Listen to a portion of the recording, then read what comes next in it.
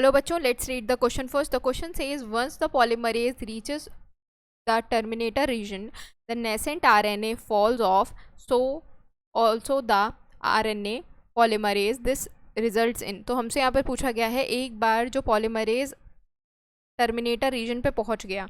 Terminator reason पे कब पहुँचता है? जब टर्मिनेशन होनी होती है. बेसिकली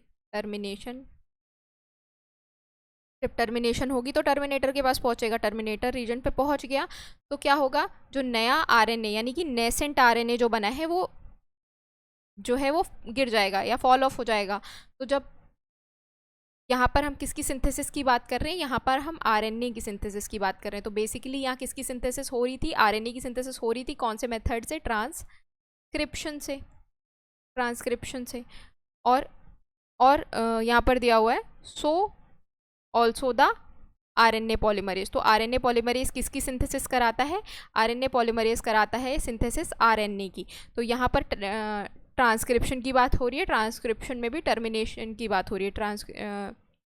टर्मिनेशन ऑफ ट्रांसक्रिप्शन हो रहा है यहाँ पर, क्योंकि हम यहाँ पर क्या बना रहे हैं? हम यहाँ पर एक नेसेंट आरएनए बना रहे हैं. अब यहाँ पर पूछा गया है ये रिजल्ट किस में आ रहा है. तो बेसिकली यहाँ पर स्टेटमेंट से ही बहुत ज़्यादा क्लियर हो चुका है कि टर्मिनेशन की बात हो रही है और ट्रांसक्रिप्शन के टर्मिनेशन की बात हो रही है. ऑप्शन में हमें दिया हुआ है टर्मिनेशन ऑफ ट्रांसक्रिप्शन. बिल्कुल सही बात है. ये टर्मिनेशन में ही क्या होता है, नया आरएनए जो है वो जो बना होता है वो फॉल ऑफ कर जाता है और जो आरएनए पॉलीमरेज लगा होता है वो भी फॉल ऑफ कर जाता है. तो यहाँ पर ये स्टेटमेंट, ये ऑप्शन बिल्कुल सही दिया हुआ है. यहाँ पर टर्मिनेशन ऑफ ट्रांसलेशन दिया हुआ है तो ये बिल्कुल गलत दिया हुआ है. टर्मिनेशन ऑफ रेप्लिकेशन दिया हुआ है. तो अगर रेप्लिकेशन का टर्मिनेशन है तो वहाँ नया आरएनए नहीं बनता, वहाँ क्या बनता है? डीएनए बनता. तो ये भी गलत हो जाएगा. इनिशिएशन ऑफ ट्रांसक्रिप्शन, तो अगर इनिशिएशन है तो टर्मिनेटर रीजन पे नहीं पहुंचता ना पॉलीमरेज, तो ये भी गलत हो जाएगा. तो करेक्ट आंसर क्या है बच्चों? आपका करेक्ट आंसर आपका ऑप्शन नंबर ए है. होप आप लोगों को ये सोल्यूशन समझ में आया हो. Thank you, all the best.